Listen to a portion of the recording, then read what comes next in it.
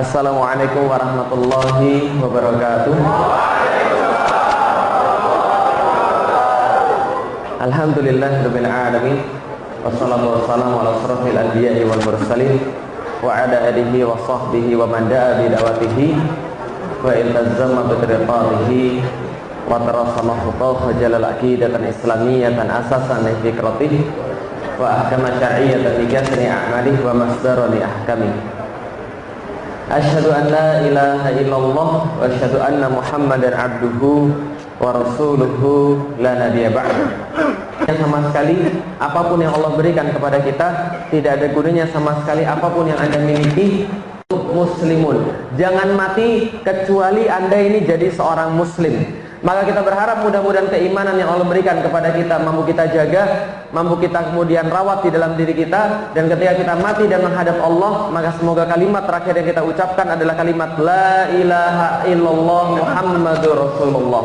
Salat dan salam semoga tercurah dan terlimpahkan kepada baginda Nabi besar Muhammad sallallahu alaihi wasallam. Manusia mulia, manusia paling sempurna yang saya yakin semua di sini merindukan perjumpaan dengannya. Kita ingin sekali ketika di yaumil hisab kita dikumpulkan dekat dengan Rasulullah, kita mampu menyapa beliau, kita mampu memeluk beliau, menyampaikan tentang apapun yang telah kita alami di dunia kepada beliau, menyampaikan betapa kita cinta kepada beliau, betapa kita rindu kepada beliau, betapa kita menginginkan bersama-sama dengan beliau. Maka memandang wajahnya saja merupakan sebuah kehormatan bagi kita. Apalagi kemudian berada di barisan di belakangnya, tidak hanya mengaku sebagai umat daripada Nabi Muhammad, tapi diakui sebagai umat daripada Nabi Muhammad, dikumpulkan di barisan-barisan di belakangnya, dituntun pada surganya Allah yang tidak dibuka kecuali manusia itu yang mengetuknya. Dikatakan kepada orang-orang yang kemudian berada di depan pintu, siapa yang ada di depan pintu? Maka Nabi Muhammad menjawab, Muhammad yang ada di depan. Maka pintu surga dibuka, kita semua dimasukkan ke dalamnya, dan kemudian kita meminum daripada telaganya Rasulullah sallallahu alaihi wasallam, dan mudah-mudahan setelah itu kita mampu memandang wajah Allah di mana tidak ada hari yang lebih indah daripada hari itu. Amin. Alhamdulillah teman-teman sekalian yang dirahmati Allah, pada hari kita mampu berjumpa. Saya tahu teman-teman sekalian sudah di sini sejak semalam. Ada yang mungkin sekarang merasa ngantuk, ada yang mungkin sekarang merasa lelah, nggak ada masalah.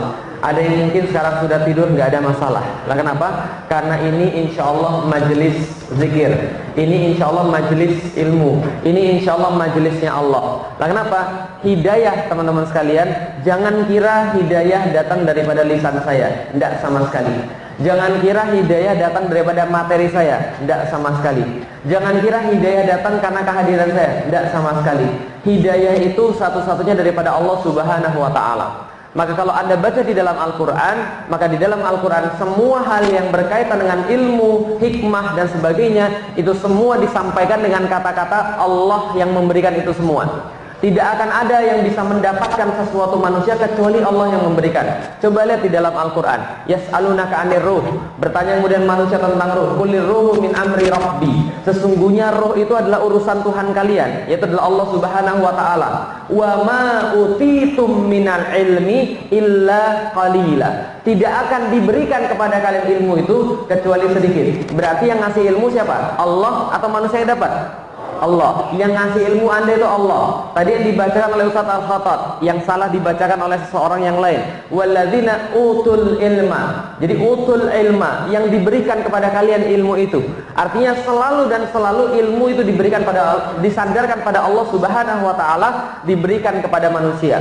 La tuharrik bihi lisanaka lita'jala bihi. Inna alaina jam'ahu wa qur'ana. Pada sesungguhnya Allah bertugas untuk mengumpulkan Al-Qur'an itu kemudian ditanamkan kepada dada kita. Dan kemudian Allah yang kemudian mengajarkannya kepada kita. Semua ilmu itu disandarkan pada Allah. Jadi jangan sangka Anda itu kalau mau ke sini nyari ilmu, Anda dapat ilmu dari materi saya. Tidak. Anda dapat ilmu daripada lisan saya. Tidak. Makanya Imam Nawawi memasukkan hadis pertama, innamal a'malu binniyat. Kenapa? Karena niat itulah yang sesungguhnya menyebabkan Anda mendapatkan hidayah atau tidak. Maka kalau Anda sekarang di sini punya niat yang lain selain daripada Allah Subhanahu wa Ta'ala, mendingan pulang. Nah, kenapa? Anda nggak akan dapat apa-apa. Tapi kalau Anda sudah niat ke sini dari semalam, lillahi ta'ala, saya datang ke sini karena Allah. Allah berikan kepada Anda apa yang Anda cari bahkan sebelum Anda datang ke sini. Bisa dipahami teman-teman sekalian? Ada seseorang yang membunuh orang lain banyak sekali.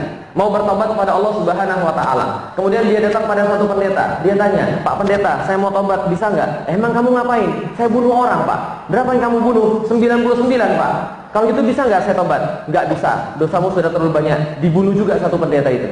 Matilah dia, kemudian genap 100 orang dibunuhnya. Kemudian dia tanya lagi pada pendeta yang lain, "Saya bisa nggak tobat?"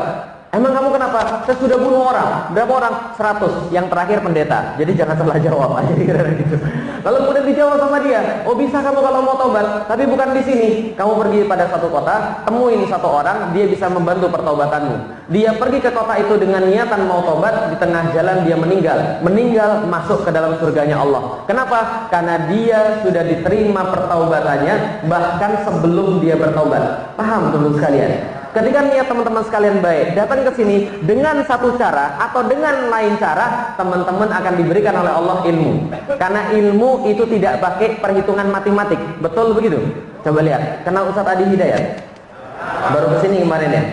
Itu kira-kira orang kayak gitu belajar atau tidak?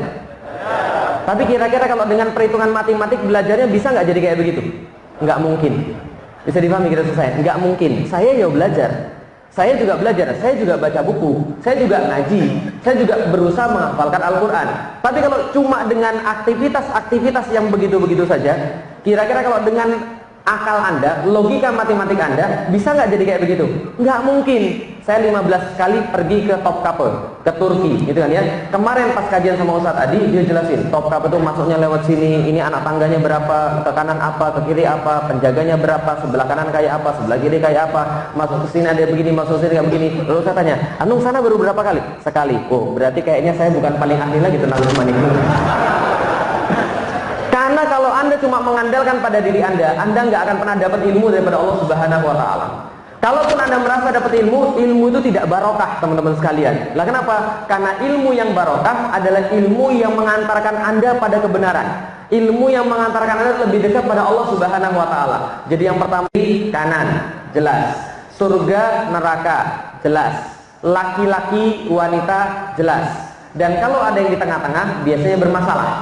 Laki-laki jelas, wanita jelas, tengah-tengahnya LGBT. Nah, ini biasanya bermasalah. Bencong, ini biasanya bermasalah.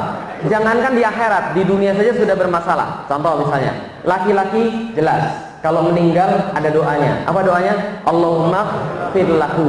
Kalau perempuan meninggal, doanya Allahumma fir laha. Kalau banci, ahu gitu. Jangankan di akhirat, di dunia saja sudah bermasalah. Maka kalau Anda mau milih salah satu, jangan banyak-banyak. Kalau Anda milih tengah-tengah, pasti bermasalah. Oke, sekarang saya tanya, iman atau kafir? Surga atau neraka? Bahagia atau sengsara? Semua manusia pasti pengen bahagia.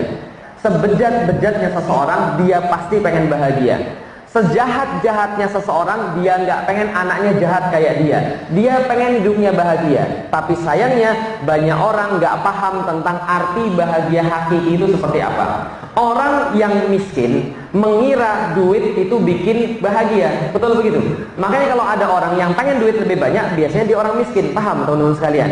Padahal benar, materi bikin bahagia. Belum tentu. Coba lihat teman-teman sekalian. Pernah pergi ke Jepang? Pernah pergi ke Jepang? Belum. Nah ini kita bahas Jepang karena lagi rame kemarin. Ada yang buka kerudung terus kemudian muji-muji Jepang, gitu kan ya? Oke, kita bahas tentang Jepang. Saya pernah pergi ke Jepang tahun 2012. Sebagai informasi buat Anda, saya lahir non-muslim dan kiblat saya itu ke Jepang. Saya mikirin dalam hati, kenapa orang tua saya nggak lahirin saya di Jepang? Kan banyak komik di situ, kan banyak Gundam di situ, kan banyak robot-robot di situ yang bagus-bagus. Kenapa saya nggak lahir di Jepang? 2012 saya berkesempatan pergi ke Jepang. Pas lihat trotoarnya Jepang, itu saya langsung ingat rumah saya, kos-kosan saya pas lagi di IPB. Nah, kenapa? Kos-kosan saya dibandingin sama trotoar Jepang, itu lebih bersih trotoarnya. Paham teman sekalian? Di sana canggih sekali teman sekalian. Kereta itu kalau 30 detik bilang datang, benar-benar datang. Nggak seperti kereta di Indonesia, PHP, paham teman sekalian? Pemberi harapan palsu, kan itu kan ya? Nah, ini kereta di Indonesia beda dengan kereta di Jepang. Anda beli kemudian di Jepang makanan, itu kayak saya pergi beli ramen, ada 30 orang di sana, yang jagain cuma satu, yang masak satu, kasirnya ya juga dia, yang masak ya juga dia, semuanya dia. Lah kenapa? Semua otomatis. Datang ke tokonya, ada mesin kayak ATM. Kita pencet salah satunya, kemudian keluar harganya berapa, kita bayar, kita dapat struk, kasih ke orang yang jualan tadi. Dia nanti masak, keluar. Nomor sekian, ambil masakannya. Kita ambil masakannya, kemudian kita makan. Itu piring kotor, itu mangkok kotor, itu kemudian sendok kotor, sumpit kotor, semua ada mesin pencuci masing-masingnya. Otomatis teman-teman sekalian. Pertanyaan saya, orang Jepang kaya, orang Jepang semuanya teratur, orang Jepang transportasinya bagus, semuanya bersih. Pertanyaan saya, bahagia atau tidak? Bahagia atau tidak? Yang terjadi adalah di sana rata-rata orang bunuh diri setiap hari 68 orang bunuh diri.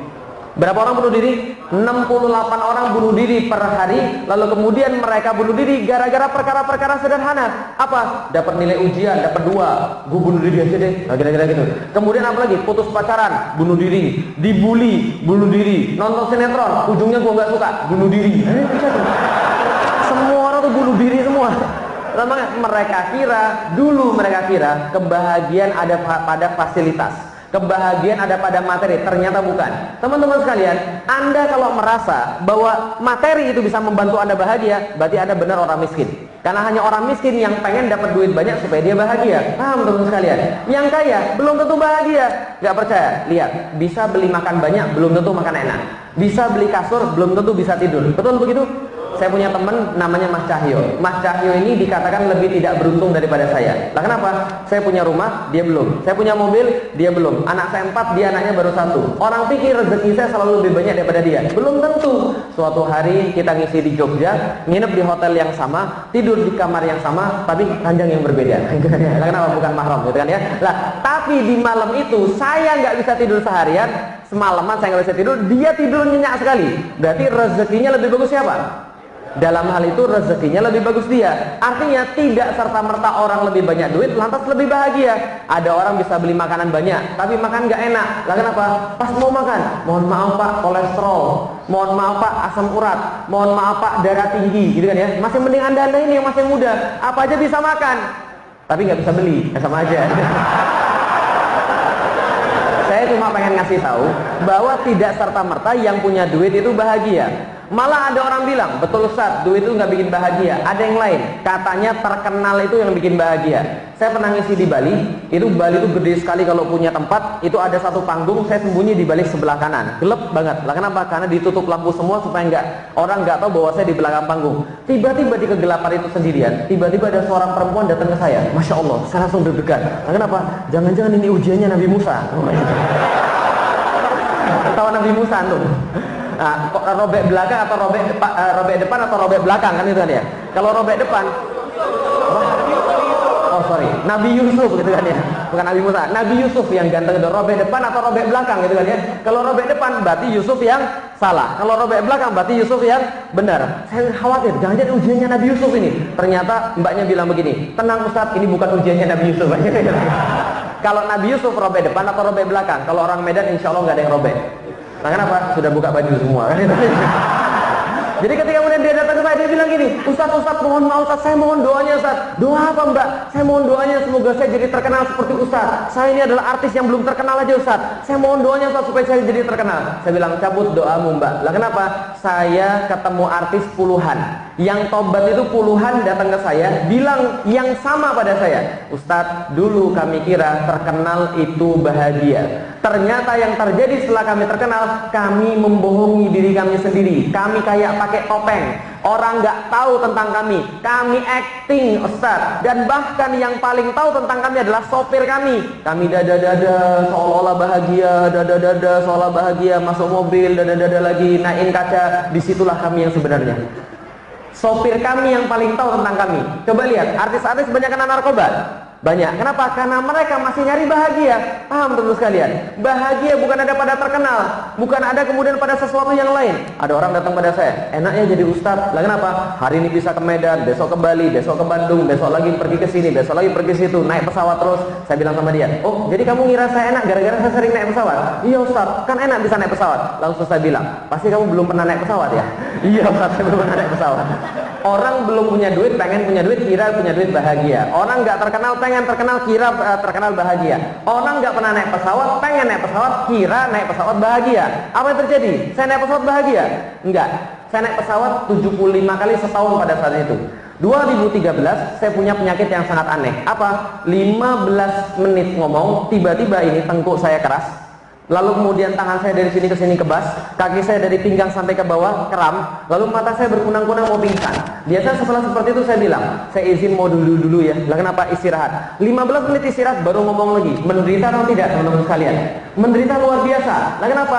Seminggu saya bisa ngisi 7 sampai 14 kali. Coba bayangkan, menderita luar biasa. Pergi ke dokter, dokter bilang nggak ada masalah. Cek darah Ustaz, sudah cek darah nggak ada masalah. Darah nggak ada masalah, darah tinggi nggak ada, darah apalagi kolesterol nggak ada, asam urat nggak ada, jantung alhamdulillah masih ada, tapi nggak ada masalah. Semua sudah dites nggak ada masalah, tapi masih ada penyakitnya. Baru ketahuan 2014. Pergi saya ngisi diundang dari Jakarta pergi ke Amerika, dari Jakarta pergi ke Qatar 9 jam naik pesawat. Sampai di Qatar transit 9 jam. Setelah transit 9 jam dari Qatar ke Houston 18 jam. Berapa jam sudah? 18 tambah 9 tambah 9 berapa jam? 36 jam di pesawat. Lalu kemudian turun sampai di Houston, masuk imigrasi, diinterogasi 24 jam. Setelah diinterogasi, dipulangkan, dideportasi.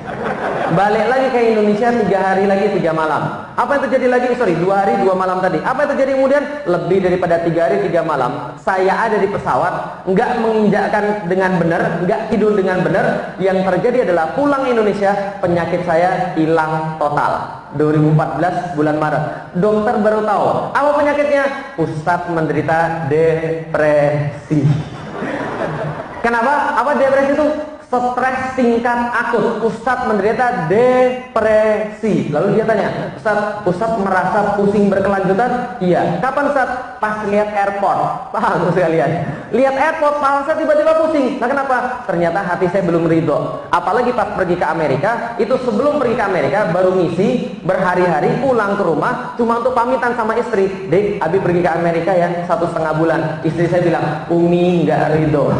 Aduh bikin saya stres itu katanya. Stres tingkat akut. Orang kira naik pesawat enak, yang sering naik pesawat pengennya di rumah. Paham teman-teman sekalian? Orang kira semua itu bahagia, ternyata itu bukan bahagia. Pertanyaannya, kalau gitu bahagia itu apa? Nih catat baik-baik teman-teman sekalian. Bahagia itu adanya pada taat.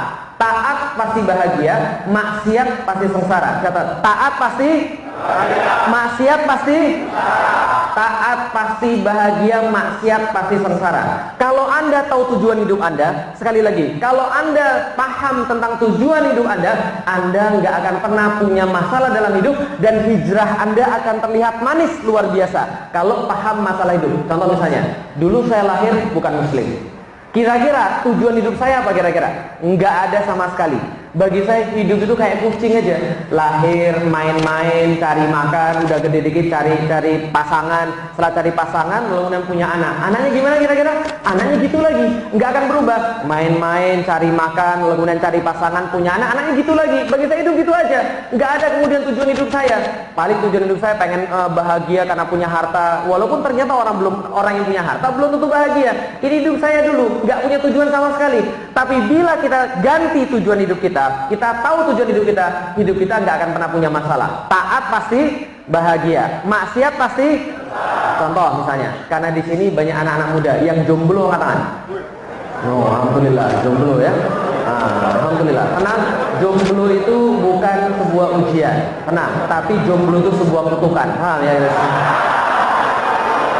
Dan saya doakan semoga kutukannya menghilang di bulan depan, insya Allah. Amin. Teman-teman sekalian, taat pasti bahagia, maksiat pasti sengsara. Yang orang nggak paham adalah bahwa bahagia itu ada pada ketaatan pada Allah. Contoh misalnya, suatu hari mengenai jomblo, ada yang nanya pada saya dengan sebuah pertanyaan yang sangat menggelitik. Dia nanya begini, Ustadz, mohon maaf Ustadz, saya mau nanya. Apa Mas? Jadi gini, saya mau nanya Ustadz pernah nggak merasa bosan sama istrinya? Karena saya tuh ketika saya pacaran lama-lama bosan Tapi kalau sama istri pernah bosan atau tidak? Karena saya mau nikah tapi takut nanti kalau saya bosan sama istri saya gimana? Saya ketawa lalu saya bilang begini, menurut antum ketika punya rumah, pulang ke rumah pernah bosan nggak? Pernah bosan antum pulang ke rumah? Kalau antum pernah bosan pulang ke rumah, berarti hidup antum bermasalah betul. Tidak ada pernah orang yang pernah bosan pulang ke rumah. Lah kenapa? Karena rumah dalam bahasa Arab namanya maskanah. Apa namanya? Maskanah. Itu tempat kediaman. Maskanah itu dari kata yang sama diturunkan yang sering kita baca dalam surat undangan. Apa namanya? Wa min ayatihi an khalaqalakum min anfusikum azwajan litaskunu ilaiha. Supaya Anda maskanah kepada dia. Maka saya bilang, kenapa orang-orang betah di rumah? Karena rumah diberikan oleh Allah kenyamanan. Coba lihat, pernah ke hotel bintang 5? Pernah ke hotel bintang 5? Suruh nginap semalam mau? 2 malam mau? 3 malam mau? Lebih daripada 5 malam Anda gelisah. Lah kenapa? Hotel itu biarpun bagus, itu bukan maskanah. Maka Anda tidak akan menemukan maskanah itu di hotel selain di rumah. Maka orang-orang nggak pernah bosan pulang ke rumah. Kenapa? Karena Allah yang menurunkan sakinah itu. Alladzi anzala sakinatan fi qulubil mu'minin. Pada hati orang-orang beriman Allah turunkan sakinah itu. Maka mereka tidak akan pernah bosan pulang ke rumah. Maka saya bilang, kalau nikah antum karena taat sama Allah Subhanahu wa taala, jelas antum tidak akan pernah bosan sama istri antum. Paham gitu maksud saya? Karena yang memberikan sakinah siapa? Allah. Alladzi anzala sakinah tadi. Allah yang memberikan sakinah itu. Maka kita tidak akan pernah merasa bosan sama istri karena taat. Coba kalau maksiat. Kalau maksiat jadinya berbeda. Sekarang saya mau tanya teman sekalian, siapa yang belum nikah tadi? Angkat tangan. Mau nikah? Oke, kalau gitu saya mau tanya Ahwat dulu, yang Ikhwan diam. Sepakat? Oke, biar Anda itu jelas masa depannya ya. Jelas ya? Oke. Yang awat-awat yang mau nikah angkat tangan. Oke, terima kasih. Sekarang saya mau nanya, bisa jawab mbak-mbak sekalian? Bisa jawab mbak-mbak sekalian? Oke, kalau gitu tolong perhatikan baik-baik pertanyaan saya. Mbak-mbak nanti kalau mau nikah, mau cari yang baik atau yang jahat? Yang taat atau yang bejat? Yang pintar baca Quran mau? Yang sering sholat subuhnya rajin mau? Yang main gampar mau? Yang selingkuh mau? Oke, pertanyaan saya sederhana. Banyak nggak cowok yang selingkuh? Berapa persen?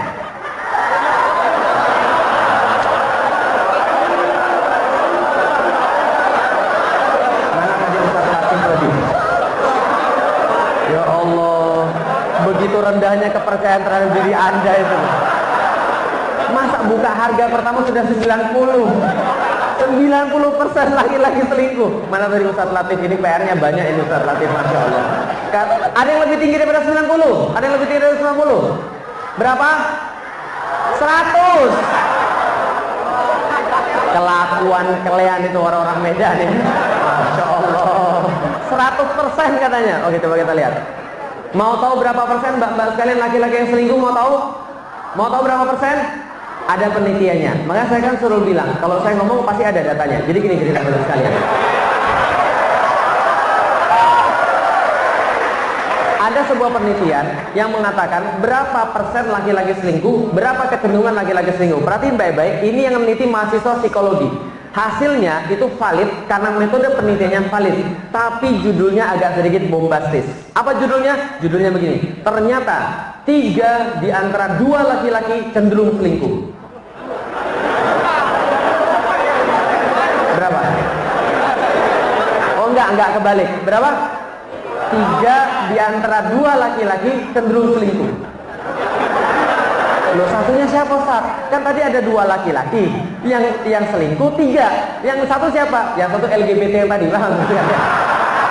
Enggak, sudah saya bilang ini judulnya agak sedikit bombastis, hanya untuk mengatakan semua laki-laki cenderung untuk selingkuh. Enggak percaya? Oke mbak-mbak, tadi mbak-mbak yang jawab, sekarang laki-laki yang jawab. Siap? Siap? Yang mbak-mbak perhatian, ini demi masa depan Anda ya. Yang ibu-ibu tolong perhatian, ini masa depan anak-anak Anda ya. Ini penting sekali demi masa depan Anda ya. Coba lihat baik-baik. Ini live interview ya. Oke, baik. Kita buktiin survei tadi. Teman-teman sekalian perhatiin baik-baik pertanyaan saya. Perhatiin baik-baik. Apa alasan Anda tidak selingkuh?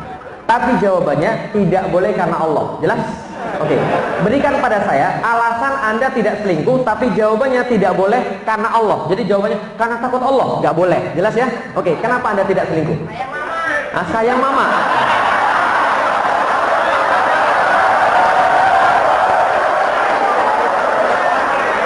Oke, baik. Sekarang saya tanya, Kalau ada orang yang tidak selingkuh, alasannya sayang mama. Kira-kira ada nggak orang yang selingkuh terus jawabannya begitu?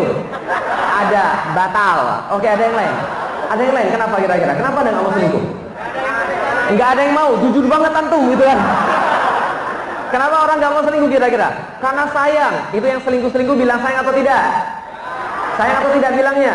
Bilang sayang, nggak menjamin. Apalagi kira-kira? Oh, karena istri saya cantik, Ustaz. Kalau istri saya cantik, insya Allah saya nggak akan selingkuh. Yakin kalau cantik nggak akan selingkuh?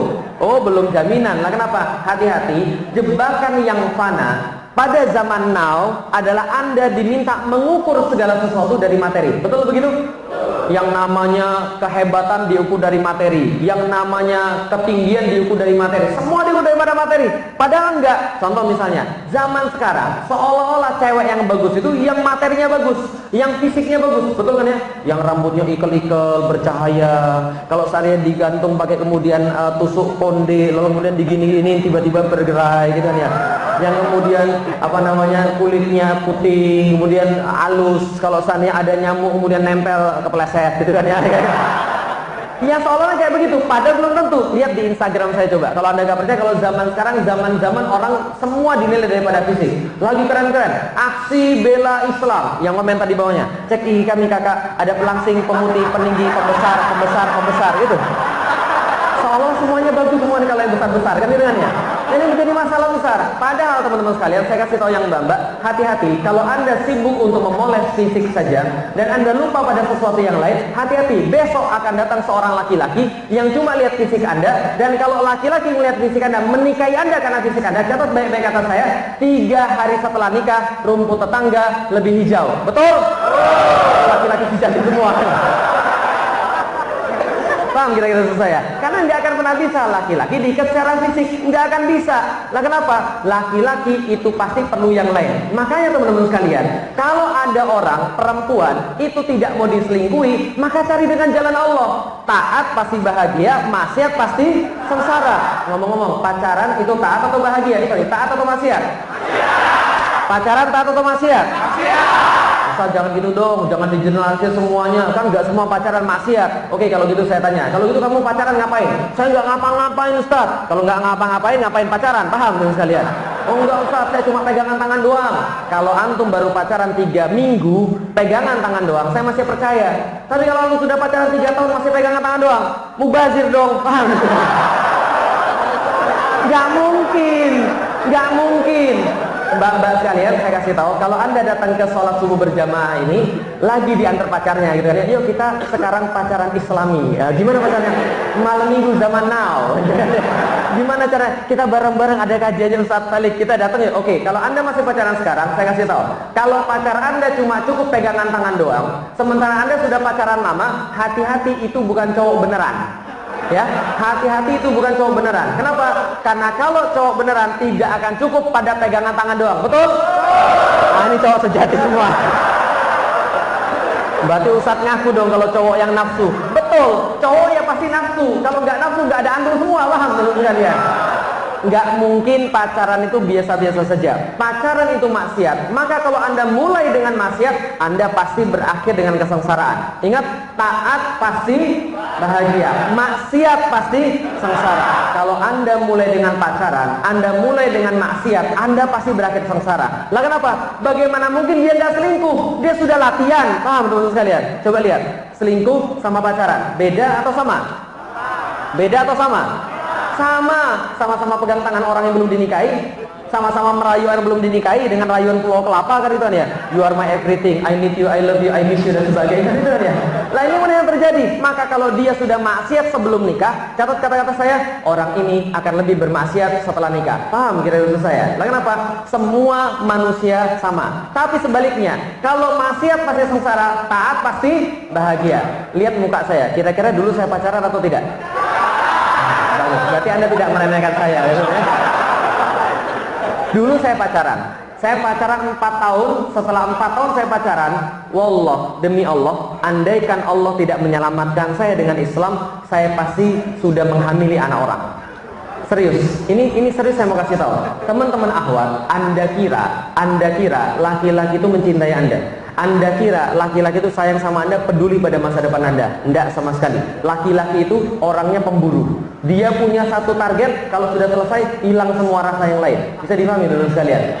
Pengen banget HP gitu ya, diliatin reviewnya, diliatin kemudian YouTube-nya, diliatin kemudian belinya di mana, harganya berapa, dikumpulin sampai dapat, sehari, 2 hari, 3 hari lempar ranjang. Karena sudah nggak berlaku lagi kebahagiaannya, karena targetnya sudah tercapai. Bisa dipahami dulu sekalian? Dan laki-laki semuanya, semua laki-laki itu punya default. Apa defaultnya laki-laki? Dia bisa membuat perempuan itu mengikuti dia dan dia bisa meminta apapun dan perempuan itu pasti mau memenuhi. Bisa dipahami dari saya? Jadi dulu saya sangat pede bahwa apapun yang saya minta, perempuan pasti mau memberikan pada saya. Lah kenapa? Laki-laki dikasih default begitu.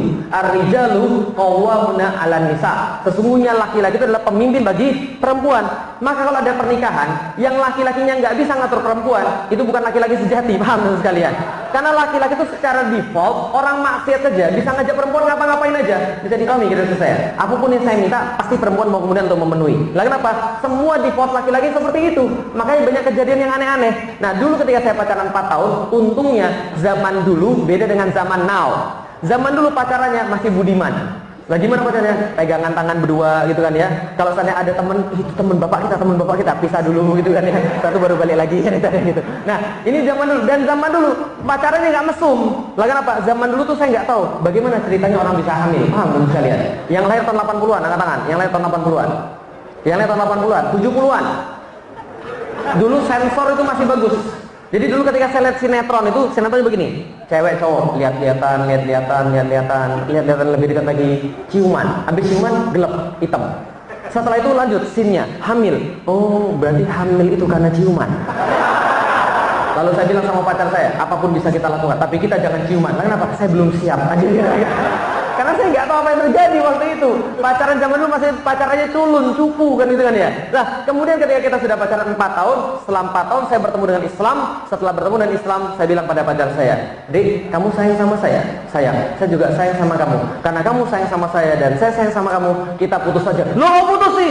"Iya, karena saya nggak mau kamu dibakar api neraka dan kamu juga nggak mau saya dibakar api neraka. Ini maksiat, kita putus saja." Setelah putus, galau atau tidak? Galau atau tidak? Ya manusiawi, galau lah. Lah kenapa? Biasa ada yang nanyain, sudah makan belum? Makan apa? Kamu tahu nggak aku lagi mikirin siapa? Siapa? Aku lagi mikirin seseorang. Gitu kan ya? Lah sekarang nggak ada lagi yang kayak gitu-gitu. Ya kemudian kita mulai merasa apa? Ya merasa baper gitu kan ya. Mudah sekali merasa baper. Lah kenapa? Lihat tahu isi nangis gitu kan ya. Lah kenapa? Ya Allah, tahu aja ada isinya. Kenapa hatiku kosong?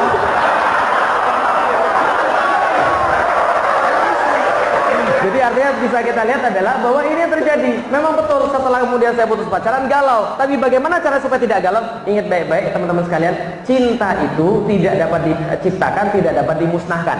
Hanya dapat berganti bentuk. Itu hukum cinta nomor 2. Paham teman-teman sekalian?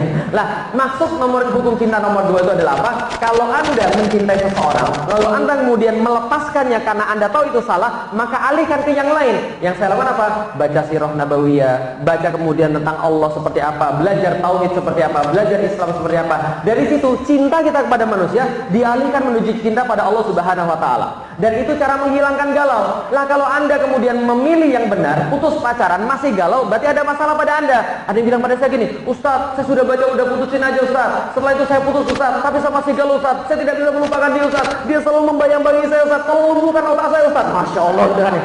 Langsung tanya pada dia, "Kamu pasti masih kepo ya? Kok tahu Ustaz? Kamu stalking Facebooknya ya?" "Iya." "Kamu sering nonton film Korea ya?" "Iya." "Ya wajar."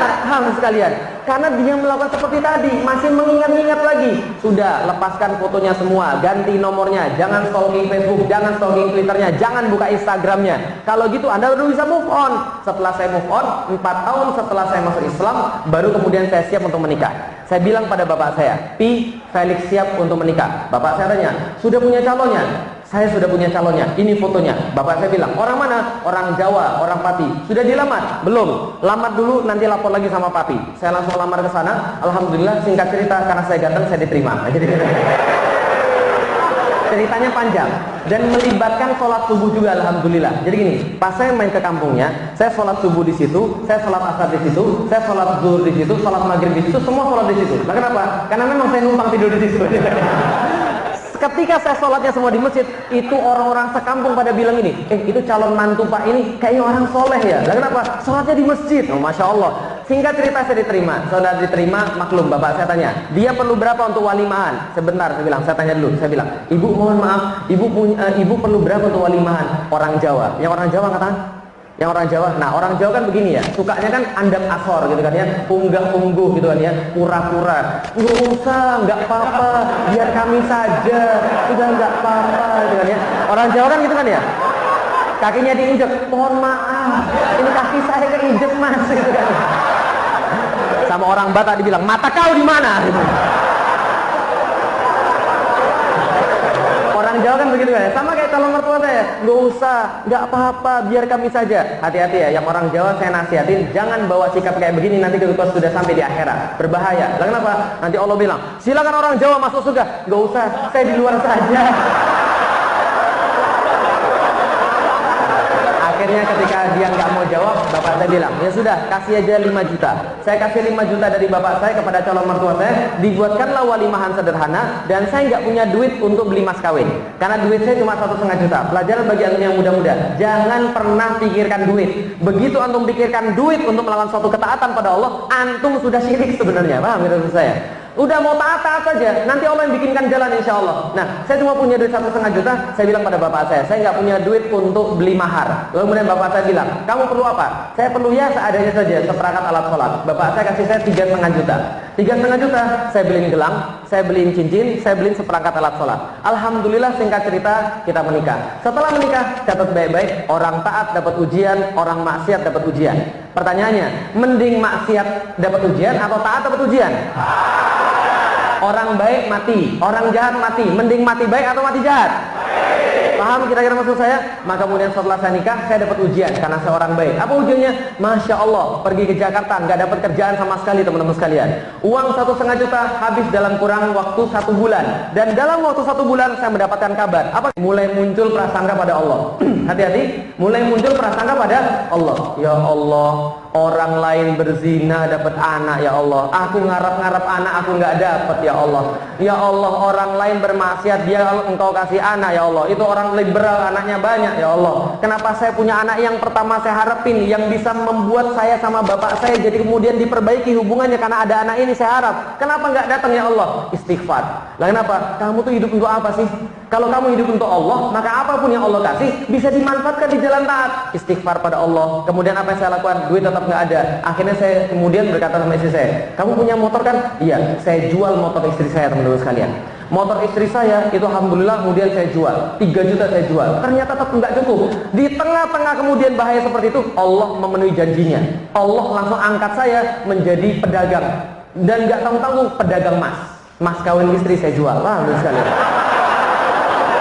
Gelangnya itu saya beli 3,5 juta sama cincinnya, saya jual gelangnya 2,5 juta untuk mencukupi tadi. Motornya juga saya jual. Kita kayak cowok nggak ada harga diri loh sekalian. Nah kenapa? Karena jualin barang-barang istri. Istri beli motor 6 juta, saya jualin 3 juta. Ya Allah ya Rob, tapi nggak apa-apa. Yang penting masih ada keimanan. Itu alasan cowok kere, paham teman sekalian? Enggak, yang pengen saya kasih tahu, Anda jangan berharap bahwa nikah itu pasti langsung mapan. Yang perempuan-perempuan, yang ibu-ibu, berhenti berharap Anda cari cowok mapan. Lah kenapa? Mapan dalam bahasa Arab itu sakinah. Saya dipahami maksudnya? Sukun itu berhenti, artinya mapan, stabil. Jadi kalau Anda mau cari cowok mapan, ya sudah nikah. Paham teman sekalian? Itu mapan. Enggak ada cowok mapan sebelum nikah, paham teman sekalian? Senang antum langsung gitu kan? Nggak ada cowok mapan sebelum nikah. Yang ada adalah kita mencari yang agamanya kuat, yang memang benar-benar jalannya di jalan Allah. Nah singkat cerita, jual kemudian motor, jual kemudian gelang istri saya, kemudian bisa dikeluarkan kemudian bayi yang sudah meninggal itu, dan kita hidup. Alhamdulillah 7 tahun setelah saya nikah, baru saya bisa ganti istri saya dengan motor baru. Allah memenuhi janji beneran. 7 tahun setelah nikah, baru bisa ganti dengan motor baru, plus saya beliin mobil yang baru. Loh, terus kenapa? Bukan itu masalahnya, bukan pada materi. Tapi ingat, taat pasti bahagia, maksiat pasti. Suatu waktu sudah punya motor, sudah punya mobil, saya bilang kepada istri saya, Dik, makan di luar yuk malam ini. Boleh. Umi gak usah masak? Gak usah, kita makan di luar saja. Oke, saya tanya, Umi mau pakai mobil hitam atau mobil merah? Mobil merah punya sendiri, mobil hitam minjem gitu kan ya. Gak usah pakai mobil nih jawabannya. Kita pergi naik motor aja. Lah kenapa? Kan kita bisa nostalgia cari tempat-tempat yang dulu kita nggak mau beli dan naik motor lebih romantis. Ingat baik-baik teman-teman sekalian. Teman-teman yang lagi ada di jalan hijrah, ingat baik-baik. Ingat baik-baik kata-kata saya. Ini mungkin yang terakhir. Ingat baik-baik. Kenikmatan itu bisa jadi ada kalau Anda bermaksiat. Bisa jadi. Bisa jadi ada. Tapi ingat baik-baik, maksiat itu bakal hilang. Pasti hilang. Gak sekarang besok, gak besok lusa, pasti hilang. Karena ciri-ciri kenikmatan yang fana adalah semakin dinikmati, semakin antum kehilangan kenikmatannya. Makan bakso, lagi lapar-lapar, enak gak? Enak, satu mangkok enak, tapi mangkok yang kedua tidak akan seenak mangkok yang pertama. Mangkok yang ketiga nggak akan seenak mangkok yang kedua. Lah kenapa? Karena yang namanya fana akan hilang. Anda bermaksiat, tapi kemudian Anda merasa nikmat. Catat kata-kata saya, suatu waktu nanti akan merasa kosong, hampa. Ngapain hidup saya ini? Bagi saya dulu paling enak apa? Main PS. Ngelihat orang lain punya PS, PlayStation, senang sekali. Saya pengen main PS. Saya dibeliin PS, main game 7 jam sehari. Setelah 7 jam sehari, sebulan dari situ. Saya ngapain lagi? Kosong hidup saya. Saya pengen punya cewek, dapet cewek, bosan. Teman-teman sekalian, itu punya dunia tuh seperti itu. Anda merasa duit bisa mensejahterakan Anda, bikin Anda bahagia. Nanti kalau Anda sudah punya duit, bosan Anda. Bisa dipahami rekan saya? Itu yang terjadi. Nikmat itu pasti akan hilang. Dan ujung-ujungnya setelah nikmat hilang, penyesalan tiada akhir. Dan Anda akan mikir, andaikan. Dan Anda akan tersiksa dengan andai-andai itu. Bisa dipahami rekan sekalian? Tapi kalau Anda sekarang berbuat taat, berbuat baik pada Allah, berbuat baik sesuai dengan Allah, Anda bisa jadi akan sengsara, bisa jadi dikata-katain orang gitu kan ya, kamu anak SMA belum kemudian punya jodoh, belum punya pacar, kuliah sudah mau lulus belum punya pacar, sudah lulus belum punya pacar, kamu nggak laku ya? Atau jangan-jangan kamu homo ya? Bisa jadi Anda kemudian dapat ketidakenaan, dapat kesulitan. Tapi ingat baik-baik, kesulitan itu akan berakhir. Dan ujung daripada kesulitan itu ada keluasan yang menanti, ada kelapangan yang menanti, ada kebahagiaan tanpa akhir yang menanti. Taat pasti bahagia, maksiat pasti. Maka karena itulah kita memperjuangkan Islam. Orang bilang, kasihannya Felix Xiao diusir di mana-mana. Anda kira saya kasihan? Saya senang kok. Saya dipanggil hidup saya. Lah kenapa senang? Allah memberikan kebahagiaan itu pada saya. Dan kalau Allah sudah kasih kebahagiaan itu, nggak ada yang mampu narik dari antum. Lah kenapa? Yang ngasih Allah, memberikan ketenangan tadi. Orang-orang bilang kesian ya. Enggak, Abdul Somad kesian ya. Ya mungkin kita kesian, itu adalah manusiawi. Tapi dia senang kok. Saya telepon, Masya Allah Ustaz, sabar ya Ustaz ya. Dia bilang ini, dia ketawa. Memang gara-gara antum ini semuanya. Lah kenapa? Karena antum sudah mendeklarasikan sebagai sopir saya. Jadi saya juga dianggap anti NKRI dan anti Pancasila. Dia senang kok. Lah kenapa? Allah yang menurunkan rasa sakinah itu. Kalau antum sudah taat, nanti antum akan temukan rasa capek tapi senang, rasa kemudian sulit tapi bahagia, diusir orang tapi kemudian antum merasa senang, sempit tapi antum merasa lapang. Lah kenapa? Itu Allah yang beri. Yang Allah nggak akan berikan pada orang-orang yang bermaksiat.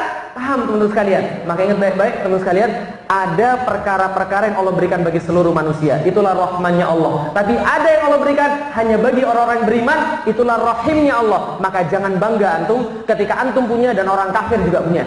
Kalau antum punya sesuatu dan orang kafir juga punya, berarti itu tidak spesial. Tapi kalau antum punya sesuatu yang orang kafir nggak punya, itulah yang spesial. Maka jangan aneh ketika melihat orang punya mobil mewah, ada orang punya mobil Pajero Sport. Nggak usah aneh lah, kenapa? Itu biasa, orang kafir juga punya. Kalau Allah kasih pada orang kafir juga, berarti itu nggak spesial. Tapi kalau Allah kasih hanya pada Anda, apa itu? Keimanan, kemanisan ketika merasakan ibadah pada Allah Subhanahu wa taala, persatuan di antara kaum muslimin, rasa saling menyayangi ketika berjumpa dengan kaum muslimin, salat subuh di masjid, Masya Allah. Itu yang Allah kasih, dan itulah insya Allah yang mengantarkan negeri kita pada kebaikan. Takbir! Takbir! Takbir! Terakhir, yang paling terakhir teman-teman sekalian, alhamdulillah Allah memuliakan kita dengan satu ukhuwah yang Allah belum pernah berikan pada negeri-negeri yang lain. Bukan berarti kita merasa kita lebih hebat daripada negeri-negeri yang lain. Tidak. Suriah dengan revolusinya punya keistimewaan sendiri. Kita dengan ukhuwahnya punya keistimewaan sendiri.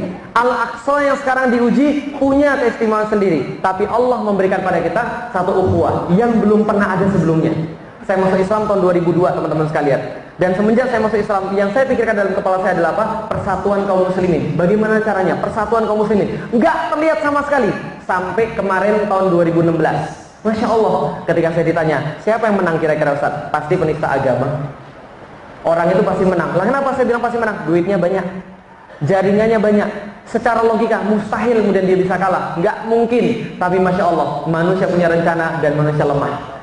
Tapi Allah lebih kuat. Wa makaru wa makarallah, wallahu khairul makirin. Dan manusia berbuat makar, Allah juga membuat makar. Manusia akan membuat makar, Allah pun sudah menyiapkan makar. Dan makar Allah tidak pernah akan terkalahkan. Terpleset lidah, bicara tentang Al-Maidah 51, umat bergabung jadi satu. 4:11, 2:12, datang nangis saya tanpa sadar. Lah kenapa? Ya Allah ya Rabb, 15 tahun ini yang saya tunggu-tunggu. Ya Allah, ini kayak nggak mungkin ya Allah. Jalan, nggak ada orang yang misuh, nggak ada orang yang kemudian marah-marah. Mereka datang berhempit-hempitan masuk ke dalam satu tempat. Nggak ada yang ngomong, ini sempit banget sih, jangan dorong-dorong dong. Nggak ada mas. Di depan saya dibentangkan pandu ganyang Cina. Orang-orangnya ngomong sendiri, mas turunkan mas, turunkan. Itu kita bukan urusan kita. Kita nggak benci sama etnis. Kita cuma urusan sama satu orang. Diturunin pandunya, masya Allah, begitu damai, begitu baik. Kenapa? Bukan gara-gara siapa? Teman-teman sekalian, nggak mungkin semua itu terjadi kalau bukan karena pertolongan Allah Subhanahu Wa Taala. Anda baca di dalam Al-Quran, seandainya seluruh manusia menginfakkan seluruh harta di dunia, nggak akan bisa untuk taliful qulub, nggak akan bisa untuk menyatukan hati-hati orang, nggak akan bisa. Kenapa bisa? Karena Allah menginginkan begitu. Ini kebangkitan Islam, masya Allah, ini sudah semakin dekat. Bahasa saya, ini partai final. Tahu partai final? Sekarang Liga Champion ada berapa tim? 16. Awalnya berpuluh-puluh tim, ya kan ya. Lalu kemudian ketika ada yang kalah, fans yang kalah itu bergabung pada fans yang masih ada klubnya di situ. Sekarang ada 16, ada Manchester City, ada Barcelona, ada Real Madrid, ada kemudian yang lain-lainnya kan gitu kan ya. Lah kemudian ketika nanti sudah dari 16 masuk pada berapa? Per 8 final. Awalnya ada 16 fans yang berbeda. Tapi kalau sudah jadi 8 akan jadi kemudian 8 fans saja. Lalu nanti dari 8 jadi 4, dari 4 jadi. Nanti kalau sudah final, itu berarti semua fans yang tadinya puluhan itu akan bergabung menjadi polar sini atau polar sini. Kira-kira kejadian sekarang persis atau tidak? Islam atau Anda bukan Islam? Gitu kan ya? Anda bela Islam atau Anda kecebong? Kan itu kan ya? Ini yang terjadi zaman sekarang. Loh, Anda perhatiin nggak polarisasi seperti ini? Orang-orangnya perhatiin aja, orang-orangnya sama semua. Kasus apapun sama. Kasus penistaan agama yang bela sama. Kasus perpu yang bela sama.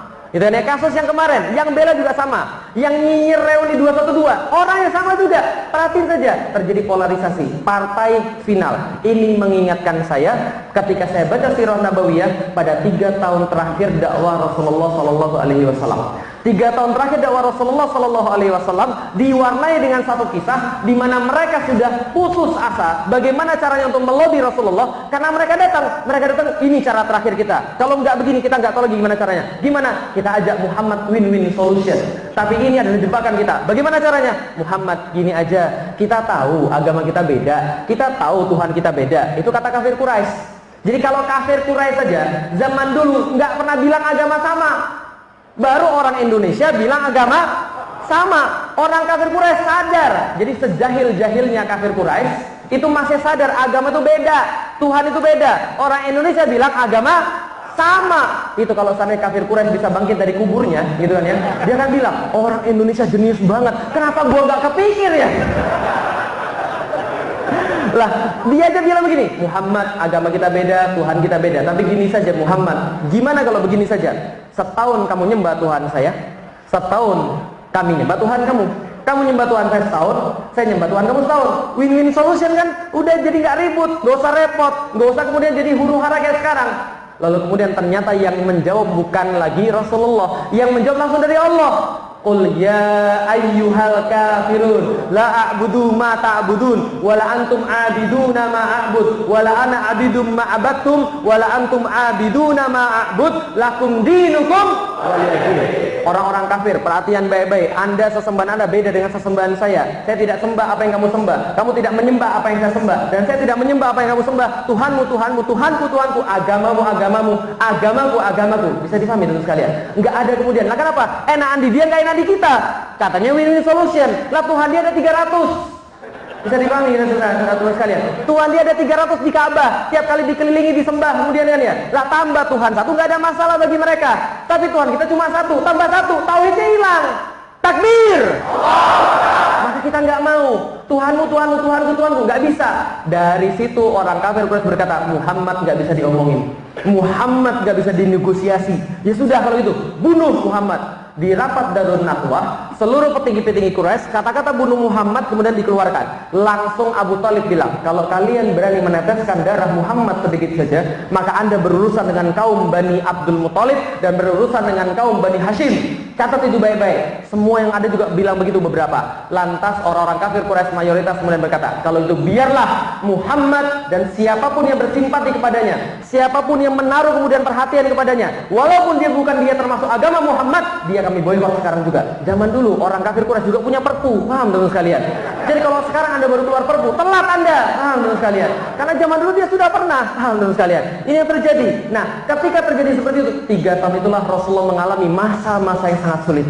Terjadi polarisasi di antara kemudian masyarakat Arab, pendukung Muhammad atau penentang Muhammad. Kemudian 3 tahun di jalan dengan sabar, penuh dengan derita. Mereka makan kulit kayu, mereka makan dengan kemudian apa yang ada, mereka pakai pakaian yang ada bertahun-tahun, mereka banyak yang meninggal gara-gara kelaparan. Dan Rasul menyaksikan di depan matanya itu umat-umat yang kemudian pada kelaparan, umat-umatnya pada sakit dan tidak ada pertolongan. Kenapa? Diboikot selama 3 tahun. Dan pada waktu pemboikot itu terjadi, Allah menguji Rasul dengan ujian yang paling berat, yang dikenal oleh ulama dengan kata-kata amul huzn, tahun-tahun kesedihan. Abu Thalib diambil oleh Allah, Khadijah diambil oleh Allah. Begitu sedih kemudian Rasulullah Shallallahu Alaihi Wasallam. Di tengah-tengah kesedihan muncul sebuah penawar, apa? Isra wal Mi'raj, masya Allah. Rasul kemudian diisrakan, dimi'rajkan, bertemu dengan Allah, berbincang-bincang dengan Allah, kemudian mendapatkan perintah 5 kali sholat. Pertanyaan saya sederhana, kalau Anda lagi sedih, disuruh sholat lagi, bagi Anda beban atau itu sebuah keuntungan? Beban atau keuntungan?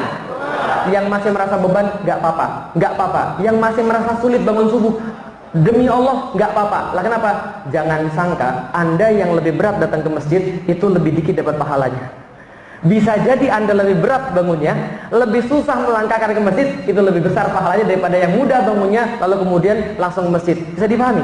Nah, ketika itu terjadi teman sekalian, malah orang muslim senang disuruh sholat 5 waktu. Kenapa? Lihat coba mental kaum muslimin. Lihat mental kaum muslimin dalam kondisi sulit. Rasul katakan, diwajibkan kepada kalian sholat 5 waktu. Kalau mungkin di Indonesia, orang Indonesia bilang, ya sudah susah sholat 5 waktu lagi. Ya Allah, kok tambah susah? Mereka makin senang. Lah kenapa? Mereka bisa bypass kepada Allah, minta kepada Allah, bypass.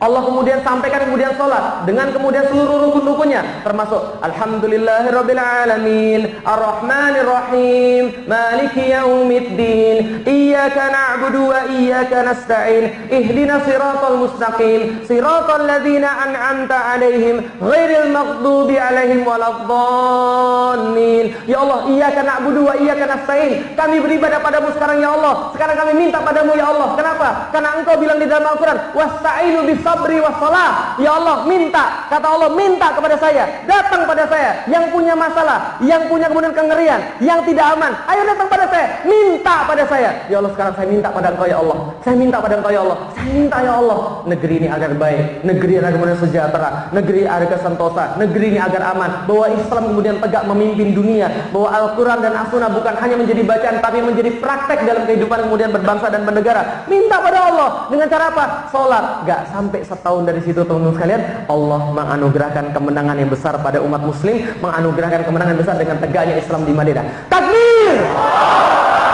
Saya nggak tahu ini sudah sampai fase mana di antara 3 tahun itu, tapi yang jelas ini partai final. Maka di Jakarta kita memang sudah buat satu kemudian kesepakatan, kita buat suatu gerakan sama. Kita menginginkan agar anak-anak muda ini sholat subuh.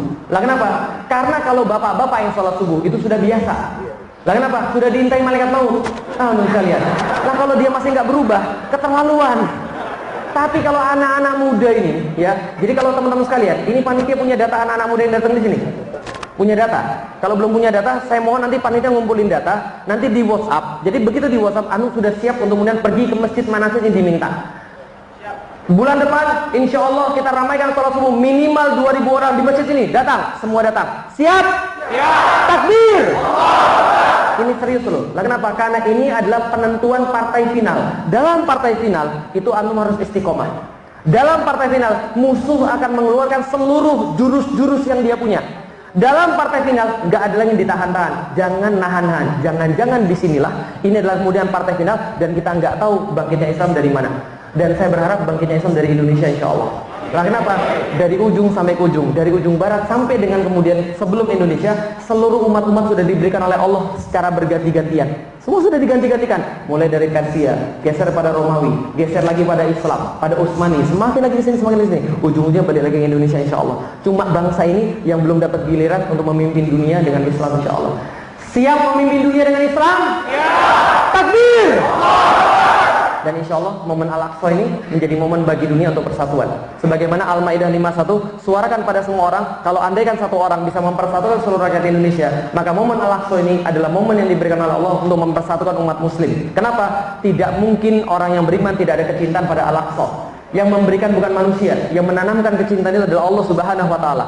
Saya boleh cerita yang paling terakhir.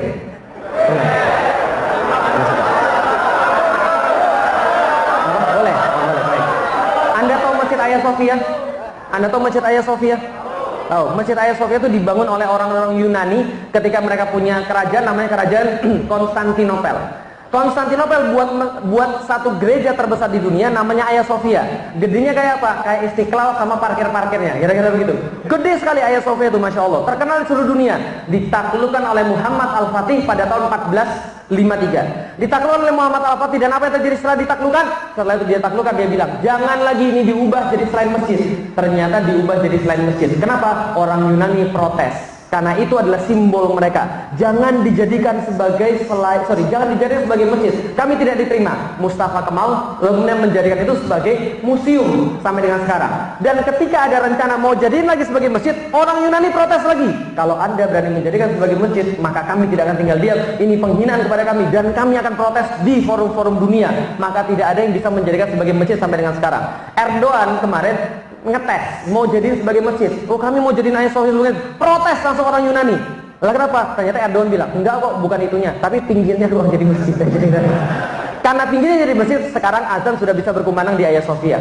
Itu pun protes mereka. Coba lihat, orang Yunani itu agamanya apa? Muslim atau bukan? Muslim atau bukan? Dibandingkan dengan agama Anda, siapa yang lebih tinggi, Islam atau yang lain? Oke, coba lihat baik-baik. Mereka itu agamanya tidak setinggi Islam. Mereka tidak punya dalil.